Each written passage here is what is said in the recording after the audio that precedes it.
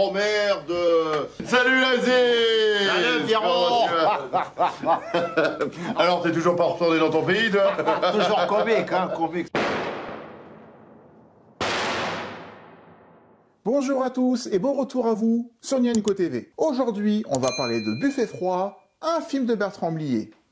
Je me suis toujours posé des questions à propos de Buffet froid. Je me suis toujours demandé comment j'avais pu, surtout l'écrire, parce que le tourner c'était facile, mais l'écrire est une chose mystérieuse, parce que d'abord c'est le scénario que j'ai écrit le plus rapidement. Je crois que je l'ai écrit en 2 semaines. Alors Bertrand Blier, je dois avouer que quand j'ai commencé à faire des vidéos sur YouTube il y a plus de 3 ans maintenant, je connaissais absolument pas. Pour moi c'était Bernard Blier. L'immense Bernard Blier que l'on a vu à plusieurs reprises sur la chaîne, sur Le Grand Restaurant ou sur Joe, des films avec De Funès. Mais je savais pas qu'il y avait le père et le fils. Je savais pas que le fils avait fait tourner le père 3 fois. Ce qui est pas courant. Mais au bout d'un moment, à force de parler de films que je connais beaucoup et que je partage avec vous, vous êtes souvent amenés dans les commentaires ou dans les messages privés sur Insta notamment. Je remercie d'ailleurs Taximauve de m'avoir envoyé sur Twitter plusieurs anecdotes du film que j'ai pu retrouver parmi pas mal de vidéos, parce qu'il y a beaucoup de vidéos que je ne connaissais pas sur Bertrand Blier, qui m'ont aidé à écrire la vidéo d'aujourd'hui. Et je pense que mon père était aussi fou que moi, et que tous les deux, on n'avait qu'un truc en tête, c'est faire un film, quoi. Ça, je l'ai hérité de lui, c'est-à-dire il m'a enseigné ça, c'est-à-dire que quand le travail commence, plus rien n'existe. Mais dans ces échanges, vous m'encouragez souvent à dire, tiens, tu devrais regarder ça, tu devrais regarder ça, tu devrais regarder celui-là. Et parfois, il y a des choses que je ne connais absolument pas dans le cinéma français. Je suis ignorant en matière de Fernandel. Je connais très peu les Charlots, je me les suis procurés, on en parlera un jour. Et encore une fois, Bertrand Blier, honte à moi, je ne connaissais pas du tout. Mais, bordel de nom de Dieu, il y a bien un cul qui nous attend quelque part, à la ça à tous les coups. C'est une des plus belles phrases que j'ai écrites. Il y a forcément un cul qui nous attend quelque part. J'adore cette réplique. J'adore ce moment qui est quand même un sommet de la connerie. Du coup, depuis 1 an ou 2, j'en ai regardé pas mal et j'adore. C'est excellent. Et comme durant le mois de septembre, je voulais parler d'un humour un petit peu plus froid, un peu plus absurde, on l'a fait notamment avec Prof, j'avais envie de rester dans le ton et de parler d'un genre de film assez typique de la fin des années 70 ou 80 finalement. Ça va, calmez-vous, calmez-vous, on va bientôt commencer. Vous savez très bien qu'ici, on n'est pas sur TikTok et que j'aime bien faire des intros qui sont beaucoup trop longues, j'en suis désolé. Donc quand j'ai le temps, je vous écoute et j'essaye d'élargir mes horizons cinématographiques. Alors si je comprends bien, à chaque fois que j'ai trouvé une bonne femme, tu vas me la zigouiller. La faute à qui? Vous la laissez toute seule dans une tour vide. Mettez-vous à ma place. Donc je suis particulièrement heureux aujourd'hui de vous faire découvrir pour la plupart et de revoir avec d'autres l'un des films, si ce n'est le film le plus populaire de son réalisateur, Buffet froid. Aujourd'hui, j'ai tendance à dire, moins je sais de choses en arrivant sur le tournage, mieux je me porte. Et puis c'est bien de ne pas savoir ce qu'on va tourner. C'est intéressant d'arriver en disant... Il y a l'assistant qui vient, qui dit « On met la caméra où ?» Et on lui répond « J'en sais rien, j'en ai rien à foutre. » Voilà. Bon, donc ça c'est sympa, c'est sympa. Ça met une bonne ambiance tout de suite. Un film tellement incroyable dans tous les sens du terme, tellement hallucinant, tellement déroutant, tellement absurde, mais pour de vrai, du vrai absurde que j'aime. Beaucoup de meurtres en ce moment? Ça marche pas mal. Et vous arrêtez les coupables? Non, le moins possible. Un coupable est beaucoup moins dangereux en liberté qu'en prison. Pourquoi? Parce qu'en prison, il contamine les innocents.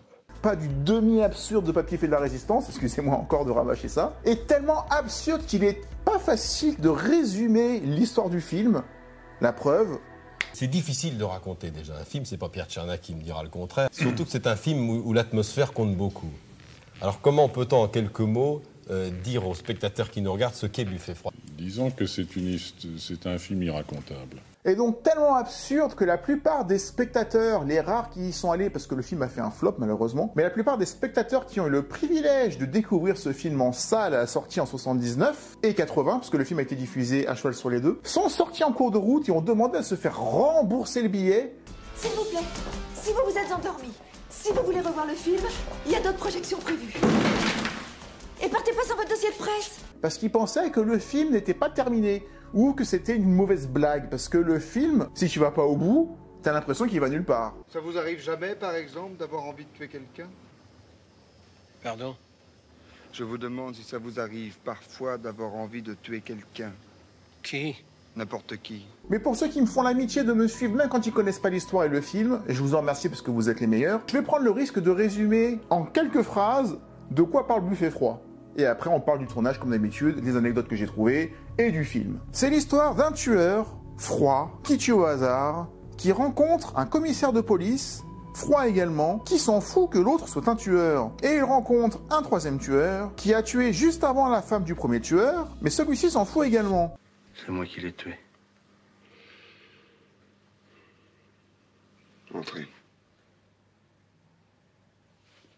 En fait, il se passe des choses à l'écran, et à chaque fois, ils prennent le contre-pied, ils prennent la décision inverse de celle qu'il faudrait prendre. Ils disent quelque chose qui n'est pas adapté à la situation, c'est le choix le moins logique qui est privilégié, ce qui fait que nos personnages vont déambuler d'endroit en endroit, rencontrer d'autres personnages, mais ils vont de scène en scène, de lieu en lieu, avec tellement d'aléatoires et d'humour noir que tout devient possible.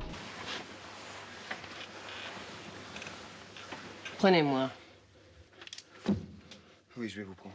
Et c'est ça qui est ultra prenant. On ne sait pas où on va, et d'habitude, je n'aime pas ça, mais comme là, on est dans l'absurde à 100%, ça en devient fascinant. Vous voulez pas boire quelque chose? Non, non, merci, sans façon. Vous connaissez pas une femme seule dans le secteur? Cette vidéo va donc dans un premier temps parler de l'univers de son réalisateur, de sa façon d'écrire le scénario et de sa façon de voir et de concevoir le cinéma, qui est particulier et propre à lui. Et c'est vrai, on ne sait pas où on va la mettre, cette putain de caméra. Mais on trouve toujours un moment, un endroit où la mettre. C'est pas un problème. Placer la caméra, faire jouer les acteurs, c'est pas un problème. Quelques anecdotes de tournage sur Buffet Froid en particulier, et dans une deuxième partie, on parlera du film en lui-même, en évitant de spoiler pour ceux qui ne le connaissent pas. Place à une rétrospective de ce petit bijou jubilatoire et inclassable qu'est Buffet Froid.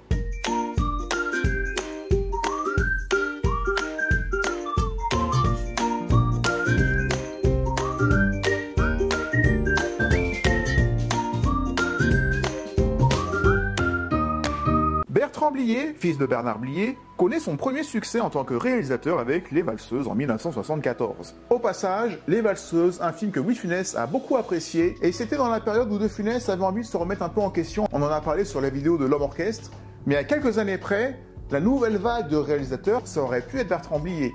Il n'y a rien à dire. Lui, il vous a fait beaucoup rire, De Funès? J'ai pas tourné avec lui. Non, ouais, c'est vrai. J'aurais pu. Vous aurez plus à dire? Parce que De Funès, quand il a vu Les Valseuses, il a fait une déclaration dans un journal, il a une interview, où il a dit « C'est un film formidable, j'aimerais bien tourner avec ce garçon ». Et alors? Moi, j'ai pas eu le temps de le faire, parce qu'on n'a pas le temps de faire tous les films. Mais c'est un regret. Vous l'auriez fait jouer quoi comme type de rôle? J'en sais rien, j'ai pas eu le temps d'y réfléchir, mais un méchant. Mais juste l'année d'après Les Valseuses, De Funès a fait son double infarctus et vous connaissez la suite. Avec Les Valseuses, une comédie satirique à l'humour cru qui réunira à l'écran 5,7 millions de spectateurs en salle, Bertrand Blier révèle à l'écran Gérard Depardieu, avec qui il tournera pas moins de 8 films. Mais l'échec de Calmos en 1976, un film dont Bertrand Blier n'est pas fier, manquant de moyens et ne tournant pas avec les acteurs qu'il aurait voulu. Et ce film, vous l'aimez, Calmos? Ça dépend des jours. Il y a des jours où je l'aime pas, il y a des jours où je dis facilement j'aurais mieux fait de pas le faire. Pourquoi? J'aurais mieux fait de pas le faire. Parfois, je répète 2 fois les trucs. Okay, les gens ne comprennent pas bien avec le Nouvel Obs, tout ça.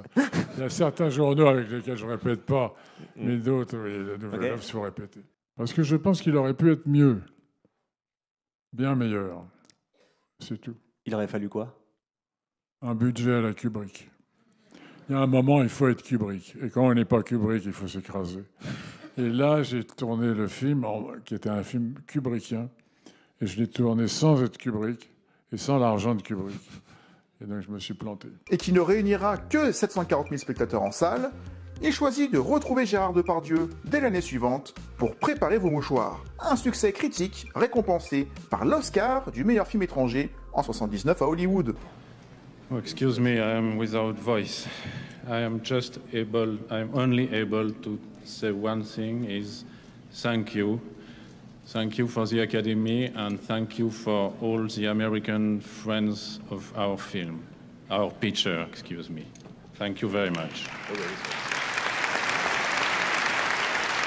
Fort de son nouveau succès et pour son projet suivant, Bertrand Blier improvise un scénario en à peine 15 jours en partant d'une idée absolument folle et décalée, un tueur dans une gare qui tue au hasard et qui discute avec sa future victime, un couteau à la main, en parlant de meurtre gratuit. Vous souffrez? Bizarrement, non. Mais je me sens pas dans mon assiette. Quel effet ça fait? Un peu comme un lavabo qui se vide. Un personnage créé sur mesure selon la personnalité de Gérard Depardieu, et de par sa manie d'avoir réellement dans la vie toujours un couteau à portée de main. C'est pas une raison pour vous balader avec un couteau dans votre poche. J'ai toujours eu un couteau dans ma poche. Pourquoi faire? Pour couper ma viande. Gérard Depardieu se balade tout le temps avec un couteau. On a fait un film avant qui s'appelait donc Préparez vos mouchoirs, où on a tourné dans des forêts. Et comme il s'emmerdait entre les plans, il avait un gros couteau et il coupait des branches. Et puis ensuite, il les découpait en petits bouts pour arriver au cure-dent. C'est-à-dire que l'idéal pour lui, c'était le cure-dent. Ça lui prenait 1 heure, il était très content et son couteau était très bien aiguisé. Donc quand le film a été terminé et que je suis passé à l'idée d'en faire un autre, j'ai pensé au couteau. Et je me suis dit, le couteau, hop, on va le mettre dans le ventre d'un mec qu'on ne connaît pas, dans la foule.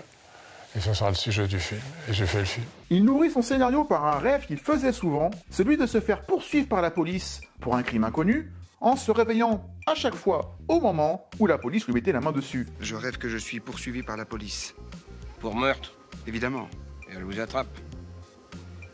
Qui ça? La police! Pendant très longtemps, à un certain âge, enfin entre 30 et...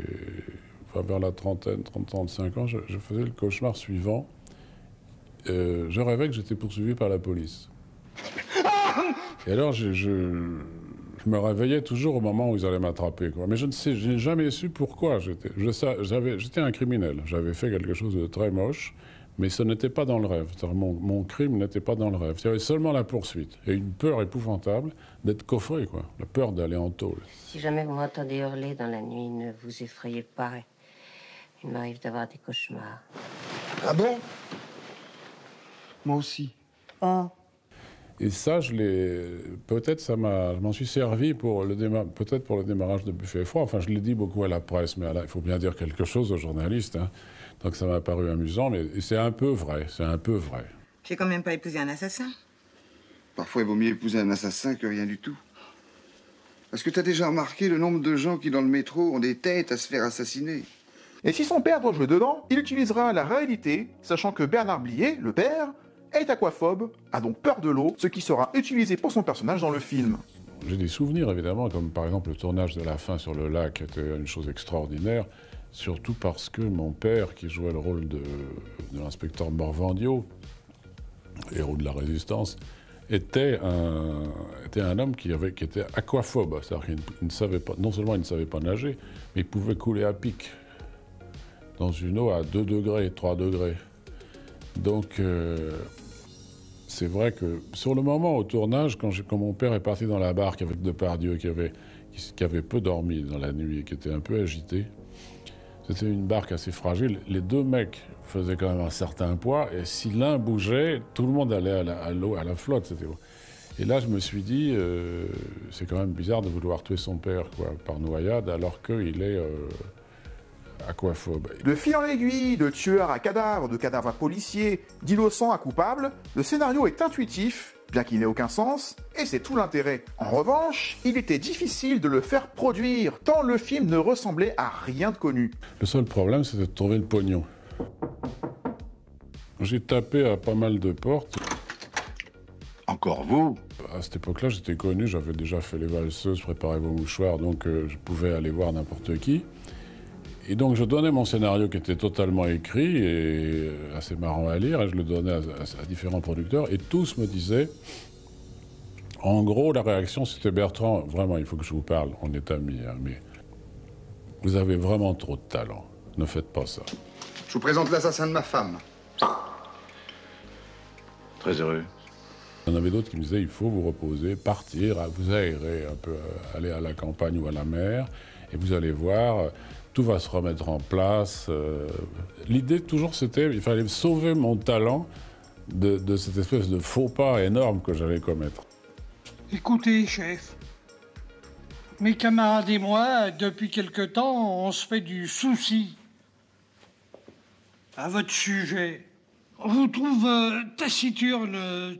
Mais entre-temps, Bertrand Blier est récompensé par un Oscar, et cela changera la donne. Le producteur Alain Sard, qui était le seul amusé par la lecture de ce scénario abracadabrantesque, avant que l'Oscar ne récompense le réalisateur, décide de le suivre dans sa folie. Et le seul qui est rigolé en lisant le scénario, c'est Alain Sard, qui m'a dit tout de suite, c'est énorme, comme il dit toujours, c'était énorme. Le lancement s'est déclenché après que j'ai eu l'Oscar, parce que j'ai eu l'Oscar pour préparer vos mouchoirs, longtemps après la sortie du film, parce qu'il a fallu qu'il sorte aux États-Unis, puis qu'il soit nommé, qu'il soit en compétition, etc. Donc c'était 2 ans après, je crois. Et quand je suis revenu, j'ai dit à mon producteur Alain Sard, parce qu'on avait eu d'autres projets entre-temps, je lui ai dit, écoute, on fait Buffet froid, quoi, c'est tout. Il m'a dit, bah oui, t'as raison, quoi. J'avais l'Oscar. Donc ça tient à peu de choses. Hein. Ça lui a donné le courage de faire ce qu'il avait à faire, c'est-à-dire de braquer. Il a braqué des gens. Le tournage se passe idéalement bien, principalement à Créteil ou à La Défense, et selon le style bien à lui du réalisateur, les scènes sont tournées de façon absolument brute, sans être préparées, ni même storyboardées. Il n'y avait absolument rien de prévu, d'organisé. Il n'y a qu'une chose qui est faite au moment où le tournage commence, c'est le scénario. Mais le reste, les costumes, on les choisit le vendredi soir pour tourner le lundi, tout ça. Les décors, on les trouve évidemment avant, on construit un studio. Là, il y avait du studio dans Buffet froid. Mais rien n'est prévu. Moi, je prévois rien quand je tourne. Il n'y a jamais de découpage préétabli, il n'y a jamais de position de caméra, il n'y a jamais de dessin, il n'y a jamais rien. Messieurs. Un verre de vin? Bien volontiers. À l'exception bien sûr des décors en studio, qui, bien évidemment, étaient conçus avant le tournage. Mais c'est au dernier moment que le réalisateur décide de placer sa caméra à tel endroit ou tel endroit, ne jugeant pas l'intérêt de tout le côté technique, n'ayant besoin que de très grands acteurs et de très grands dialogues qu'il aura écrits lui-même pour donner vie à son film. Tourner des scènes comme il y a dans Buffet froid, ce n'est pas difficile. On a 3 grands acteurs, on les met un décor qui est bien, et on trouve tout de suite comment le filmer. C'était pas un film où il y avait des problèmes d'acteurs. Les acteurs ne sont d'ailleurs pas préparés. Ils ne veulent rien savoir de leur personnage avant que le film commence, ils veulent juste jouer l'instant. Pour la scène d'introduction dans les couloirs du métro, c'est Jacques Rispal, un ami de Bertrand Blier, qui devait jouer le rôle de la première victime. Mais le résultat ne convainc pas le réalisateur, qui préfère reporter le tournage de la scène à la fin du tournage et de continuer. C'est que la scène d'ouverture du film, que les gens connaissent avec Michel Serrault, a été tournée avec un autre acteur. C'est-à-dire qu'au départ, je ne pensais pas du tout à Michel Serrault, je pensais à un acteur beaucoup moins connu, et j'avais engagé un ami qui s'appelait Jacques Rispal. Voilà, j'ai un couteau dans le ventre. Et on a commencé à tourner la scène de Depardieu-Jacques Rispal, qui correspondait parfaitement au personnage, et ça n'a pas fonctionné. C'est-à-dire qu'on s'est aperçu à la fin de la journée de tournage qu'on avait eu du mal, et ce qu'on voyait en projection nous plaisait pas, etc. Donc on a décidé de laisser de côté la scène, de ne pas la terminer, et de voir en fin de tournage ce qu'on allait faire. Et c'est plusieurs semaines après que l'idée de faire lire la scène à Michel Serrault arrive. L'acteur étant emballé, il accepte. Le tournage sur le lac est plus compliqué. À un moment du film, nos personnages se retrouvent sur une barque très peu stable, en particulier de par la corpulence des 2 interprètes, Depardieu et Blier, dont les moindres mouvements faisaient tanguer l'embarcation. 6 hommes grenouilles étaient placés sous l'eau en cas de chute, en particulier pour Bernard Blier, qui ne savait pas nager dans la vie. Une doublure sera d'ailleurs utilisée pour le moment où il tombe dans l'eau. À sa sortie en salle, le film est un succès critique important, la presse appréciant le côté incongru, irrationnel du film, tout en étant absolument maîtrisé, ce vent nouveau sur le cinéma français dont il avait besoin, un cinéma d'auteur pur jus avec une identité et une vision. Mais en ce qui concerne les spectateurs, ils sont totalement déroutés et la plupart quittent la salle convaincus d'assister à une arnaque, avec un scénario sans queue ni tête, en somme, un film qui ne raconte pas une vraie histoire. Alors maintenant on parle d'un film culte, moi ça me fait rigoler parce que ça a été quand même un film pas maudit, parce qu'il a quand même fait une carrière sympathique, mais on a gagné 3 sous, quoi. C'était rien du tout. J'ai peur de la mort. Parce que les spectateurs dans les salles, pour la plupart, n'étaient pas très contents de ce qu'ils voyaient.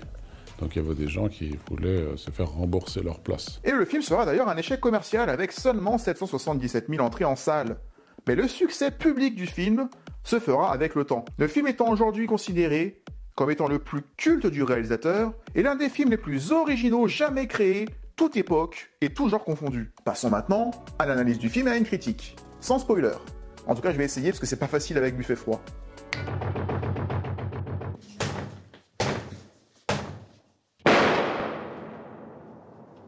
C'est la première fois que je vois mourir un homme. Moi aussi. En général, j'arrive trop tard. J'ai toujours un profond respect, même si c'est pas forcément mon univers, mais pour les auteurs qui ont un univers bien à eux, comme Patrick Schulman dans Prof qu'on a vu il y a quelques semaines. Parce que Bertrand Blier, c'est un auteur avant toute chose. Il écrit ses scénarios, il écrit ses histoires, il écrit son univers avec ses personnages de mauvaise humeur, ce côté un peu bougon, ce côté un peu macabre et noir, ce côté même cru. Sors de là! Je veux bien être con, mais il y a des limites! Mais elle allait me dire où était son pognon! Bravo! Mais qu'est-ce que c'est que ce type? Des cambrioleurs! D'abord, où est votre pognon? Ça fait 1 heure qu'on désosse. Mon pognon n'est pas pour ta gueule! Bravo! Qui est dans la plupart des films, dont on parlera un jour sur cette chaîne parce qu'on va tous se les faire, mais c'est pas quelqu'un qui va penser à la réalisation en tant qu'œuvre artistique. Il va s'amuser de tourner avec des grands, mais je pense que ce qu'il préfère, et il l'a dit un jour, c'est plutôt l'écriture. En tout cas, c'est ce qui est le plus difficile et intéressant, parce qu'à la base, il n'y a rien, il y a une page blanche, il n'y a pas d'histoire. Après... C'est la partie que vous préférez de la fabrication du film, non, le j'ai pas tournage? dit ça, ne me faites pas dire ce que j'ai pas dit. C'est une question. Le cinéma est fait de différents épisodes, alors il y en a 3. Il y a le scénario, ensuite il y a le tournage, et ensuite il y a le montage et la sortie. Sinon, c'est 3 périodes. Le plus difficile, je pense que c'est l'écriture. C'est-à-dire, on part de rien, il faut inventer une histoire. Ça, c'est difficile. Ensuite, il y a le tournage, qui est facile, parce qu'on est avec une bande de copains, et on pense qu'à dire des conneries et à faire des conneries. Et ensuite, il y a le montage, qui est quand même assez trapu. C'est délicat, et... voilà, mais ces 3 épisodes-là sont passionnants. Mais en même temps, dans une comédie, on le voit souvent avec les films des inconnus, les réalisations n'ont pas forcément vocation à être extraordinaires. Ce qui compte, c'est la scène, la situation, le décalage, le timing, le rythme, l'interprétation des acteurs. Et pour Bertrand Blier, je respecte ça, tout passe par les acteurs. On s'en fout d'où est la caméra, on s'en fout de l'éclairage, on s'en fout que les décors soient minimalistes. Il y a une table, des chaises, 3 grands acteurs et des très bons dialogues, et ça suffit. La victime est un homme ou une femme? Un homme. Alors c'est pas pour moi. C'est pas toi qu'on vient voir, c'est moi.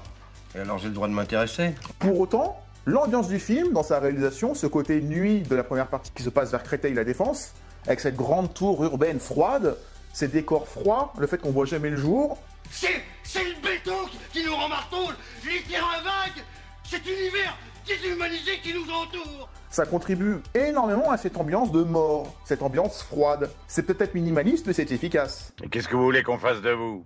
C'est votre problème. Vous avez tué mon mari, maintenant faut m'assumer. Et Bernard Blier, Jean Carmet, Gérard Depardieu, même s'il était jeune, c'est du lourd. Quand on est incapable de rendre sa femme heureuse... Je te conseille pas de toucher à ma femme, toi. Tu toucherais quand j'aurai envie d'y toucher. Oh, ça suffit, merde!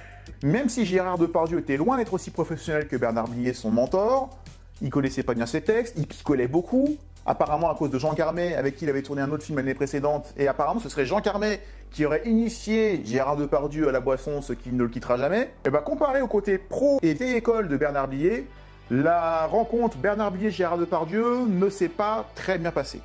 Mais ça n'a pas empêché le tournage de bien se passer, d'être très facile, d'être aussi limpide et fluide que ne l'a été l'écriture. Écriture en 15 jours, je le rappelle, et jamais le réalisateur n'a réussi à renouveler l'exploit de s'enfermer qu'un jour et de réécrire un film comme celui-là. Il a réessayé depuis, il n'a jamais réussi à le refaire. Je crois que j'ai tout dit à propos de Buffet froid, sauf les choses que je n'ai pas comprises moi-même, c'est-à-dire pourquoi j'ai écrit ça, parce que c'est là où est le mystère, c'est pas le reste, c'est de la technique.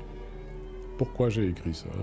Parce que souvent, je me suis dit, par la suite, je me suis dit souvent, bon, je vais me mettre devant du papier, là, je m'enferme, et en 15 jours, je vais faire un truc. C'est jamais arrivé. Ça ne m'est arrivé qu'une fois. Alors bon, effet de surprise, chance, inexplicable. Il était juste habité, comme James Cameron avait été habité en faisant un rêve d'un robot qui sort du feu, alors qu'il était malade en Italie. De cette idée est né Terminator quand même.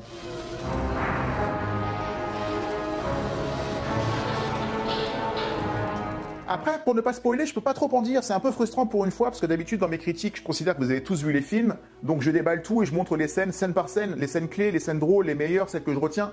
Là, j'ai pas envie de montrer, parce que le film est tellement surprenant, et c'est peut-être son défaut, c'est qu'une fois que tu as vu, et je pense que le meilleur visionnage c'est la première fois, quand tu connais la surprise, c'est comme quand tu regardes Qui est le tueur dans Scream. Une fois que tu le sais, c'est quand même moins intéressant. Tu sais déjà, à la limite, tu peux regarder le film d'un œil différent, mais tu peux pas le regarder 36 fois. J'ai envie d'entendre chanter les oiseaux. C'est pour ça que je tue les femmes seules. Parce qu'au moment où elle meurt, j'ai l'impression d'entendre un oiseau qui pousse un petit cri. Mais je vous garantis que pour ceux qui ne connaissent pas le film, tu vas savourer chaque minute. Parce que tu ne comprends pas où on va, mais tu es fasciné parce que tout est possible. Chef, J'écoute. nous avons une femme étranglée, au 5e. Laissez tomber, elle est avec nous. C'est une expérience en fait, c'est une expérience hyper interactive qu'il faut vivre, absolument. C'est l'un des 100 films qu'il faut avoir vu avant de mourir d'après un certain classement. Et après, il y a la dernière partie qui se passe à la campagne, où là, tu découvres que le personnage de Bernard Blier, déjà qu'il n'aimait pas la musique parce que ça le rend malade et ça lui donne envie de tuer, n'aime pas non plus la nature, il n'aime pas les oiseaux, il n'aime pas le vert, il préfère le gris, il préfère l'urbanité, il préfère la voiture, il préfère la pollution. Vous êtes chiants, les gars. C'est pas nous qui sommes chiants. C'est la nature qui est chiante. Je m'emmerde, moi. J'en ai marre de la verdure. Tout est vert. Voilà, tout est fait pour être à l'envers. Et pour une fois, ça fait longtemps qu'on n'a pas dit ça dans un film, l'ambiance générale du film et l'intérêt qu'on a à suivre ces personnages qui se dirigent vers leur destin, bah ça tient de la première à la dernière minute. Je ne vois aucun temps mort dans ce film. Il se tient en entier. L'air est pur, tout est calme. Je me détends. Parce que tu trouves ça calme, toi. Bah oui. Ah, merde. Avec tous ces oiseaux à la con, ils trouvent ça calme. Et c'était la volonté première du réalisateur, c'est il faut que je le captive en 3 minutes dans la scène d'intro avec quelque chose qui est complètement n'importe quoi, mais il faut que je lui donne envie de rester jusqu'au bout. Pas facile en faisant n'importe quoi, parce que c'est très maîtrisé, c'est pas du aléatoire. Le vrai problème, c'est d'inventer des histoires, de tenir les histoires et de les mener jusqu'au moment où on les montre au public. Quand le public reste, c'est bon signe. Quand le public part en courant, c'est mauvais. C'est pas du Eric et Ramsey. Je sais pas pourquoi je pense à eux, mais dès que je pense à du n'importe quoi, je pense à eux. C'est parfaitement maîtrisé, tout en ayant l'impression que ça va nulle part. C'est un super paradoxe. Ça va aller, ça va, viens, je te raccompagne. Mais non, mais ça va, allez. Et c'est dû en grande partie à ces 3 personnages qui sont non seulement froids et tristes, mais aussi râleurs, de mauvaise humeur. Le comique que je préfère, c'est toujours ceux qui sont de mauvaise humeur. Bon, De Funès, on en a parlé 26 fois, mais Jean-Pierre Bacry aussi, ou Astier, c'est pareil, ils sont toujours un peu à râler, et c'est drôle. En fait, je commence à comprendre pourquoi vous aimez les personnages de Bougon. En fait, ce qui vous fait marrer, c'est ça, c'est la bougonnerie, quoi. La mauvaise humeur. Les gens qui disent toujours, on leur demande comment ça va, ils répondent toujours mal. Mais t'as un problème, j'ai que des problèmes. Mais quel genre de problème? Des gros problèmes énormes. Là, je suis en train d'imiter Lucchini, imitant de parler. Mais c'est vrai, c'est sympa les gens qui disent ça va mal, ça va mal. Mais on peut t'aider, bah, ça m'étonnerait. Et c'est quelque chose que Bertrand Blier a parfaitement compris, parce qu'à chaque fois qu'il écrit un film, il écrit avec des gens qui râlent. J'en dirai pas plus. Je peux pas dire telle scène est bien, telle scène n'est pas bien, parce que je tiens vraiment à ce que ceux qui me suivent, qui sont gentils de regarder quasiment chaque vidéo que je fais, même s'ils ne connaissent pas forcément le film, mais vraiment ceux qui regardent la vidéo, qui ne l'ont jamais vue, je tiens tellement à ne pas leur gâcher la surprise, en tout cas le minimum possible. Je veux vraiment que vous dévoriez ce film et que vous reveniez après pour vous exprimer en commentaire et qu'on échange tous ensemble là-dessus. Les oiseaux chantent plus. Tu devrais être content. Pauvre abruti, si les oiseaux chantent plus, ça veut dire que quelqu'un s'approche. Et pour ceux qui connaissent le film déjà, bah lâchez-vous. Voilà, désolé de faire aussi court, mais au-delà de présenter le film, je tiens vraiment à rester vague et général, parce qu'il y a plein d'anecdotes sur ce film que je peux pas dire, sinon ça dévoile l'histoire. Mais je tiens vraiment à ce qu'un maximum d'entre vous me fassiez confiance. Le film, il est sur Prime, il me semble, mais Buffet froid, c'est vraiment un des 100 films qu'il faut avoir vu dans sa vie avant d'y passer. Et c'est complètement dans la thématique du film d'ailleurs. En tout cas, je suis ravi d'en avoir parlé. On parlera à nouveau de Bertrand Blier, notamment Les Valseuses ou tous les films qu'il a fait avec Le Splendide, avec Michel Blanc notamment, mais d'autres. Le Bruit des glaçons, j'ai adoré. Donc restez connectés, on en parlera dans les mois à venir. En tout cas, je vous remercie d'avoir regardé la vidéo jusqu'au bout. J'espère qu'elle vous aura plu. N'hésitez pas à vous lâcher dans les commentaires pour parler du film. Si vous savez pas quoi dire, vous avez juste à dire. Tous des pourris. Alors écoute, on en a déjà parlé. Je veux dire, les mecs de droite, tous les mecs de gauche, je veux dire, on est d'accord, c'est tous des pourris. Surtout les mecs de gauche d'ailleurs. Ça ira très bien. On se retrouve bientôt pour une prochaine vidéo. Et d'ici là, comme je le dis à chaque fois, prenez soin de vous. Bye.